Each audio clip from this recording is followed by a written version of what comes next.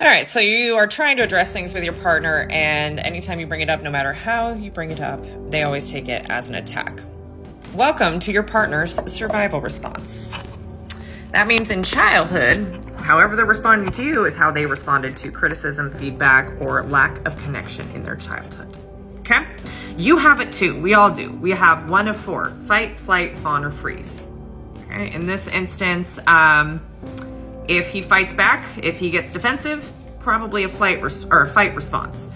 Now, part of the work to do for both of you is recognizing, hey, the way that we respond to each other creates more disconnect. It creates more chaos and more conflict. We don't actually deepen our connection through conflict and through trying to understand each other. We go into our default modes from childhood, which is not healthy.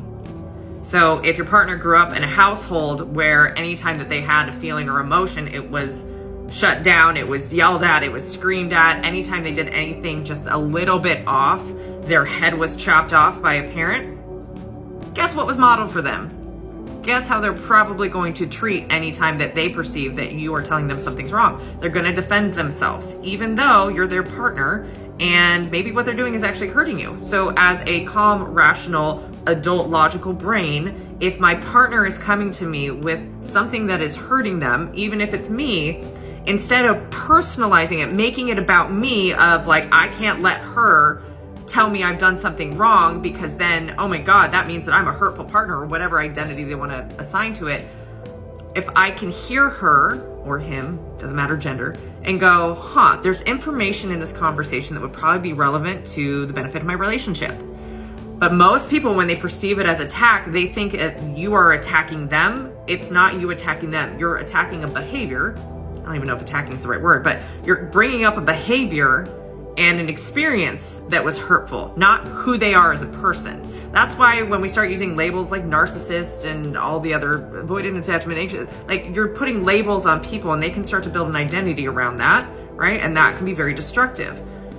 All we're trying to do with these types of conversations is create more connection. And if we're not doing that, then both of y'all need to learn better communication skills. Both of y'all need to understand each other's experiences. Okay, without taking it personally. If you're going to constantly get defensive, that's one of the 4 horsemen of the apocalypse. The Gottman Institute says is a pretty much guaranteed way to end a relationship, especially in marriage. Okay, stop it. You can't hear your partner when you're getting defensive. So part of that is learning tools and skills to be able to take a pause to let the emotion come down. You have to address the emotion first before you can get to logic. The 2 parts of your brain, logical part and the emotional part, don't play well together. So when the emotion starts to come up, like there's just a tone in your voice or it's the same conversation and they know that you're going to like rip their head off or that you're going to criticize something or tell them they're not good enough, their defense mechanisms come up. So the emotion starts to take over the brain. It dumps a bunch of hormones into the body and they're ready to go. Give me your best shot. And anger, when you have a fight response, is the quickest way to shut down a perceived attack. That's why it's so effective. It is also the best way to destroy any connection you have with somebody and ruin trust. So while it may be great for self-preservation, if you're trying to preserve self in the midst of a relationship, you are ruining connection, you are lacking vulnerability, which means that you actually get to be known and seen and heard and understood by your partner. So part of that on the partner's end is, where have I broken trust in the past? Because chances are this was not always the case. If this was always the case, you pick somebody who's not compatible with you. But if this is a new-ish development over time, chances are you probably broke trust with them at some point because of a response and then didn't take accountability for you overreacting or you acting in a way that caused disconnect. Both of you have to own your shit in order to rebuild trust, okay? Hey, when was it you first remember that you felt criticized by me? I'd like to go back and talk about that so I can understand so it doesn't keep happening, right? Because if you are in a cycle, you guys are both in patterns, right? You have some sort of feedback. He hears it as I'm being attacked and here she is telling me I'm not good enough again and I don't know how to be good enough. So instead of coming at her vulnerably, being like, I don't know what you need from me and I feel like I am failing you miserably, it goes, God, you always complain. You're just nagging. You're on my jock all the time, right? And it shuts you down, but it really shuts him down too. And then you guys don't feel connected. And that's sad. I don't want that for you. I really don't.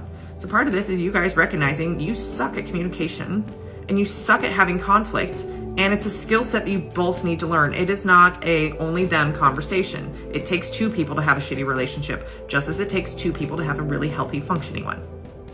So go learn some skills. DM me if you need help with that. I can help with that. Part of that is really understanding each other and what your nervous system is doing. If you have some skills for nervous system regulation, you can talk more logically and be able to handle the tough emotions as they come up, rather than going into fight, flight, fawn, or freeze, which, while it works to preserve you, it definitely can destroy connection. And hey, my name's Tara, and I'm on a mission to create a self-aware army because it's lonely in these self-aware streets. And I have a podcast called Unblock Your BS Podcast that we release new episodes every Wednesday. And I just got an email saying that we are the top search podcasts, or in the top 20 search podcasts for divorced dads. We are on the top 100 for both emotional regulation and healing journey. So that's pretty cool. You should check it out. Anywhere you listen to podcasts, you can find me, Unblock Your BS.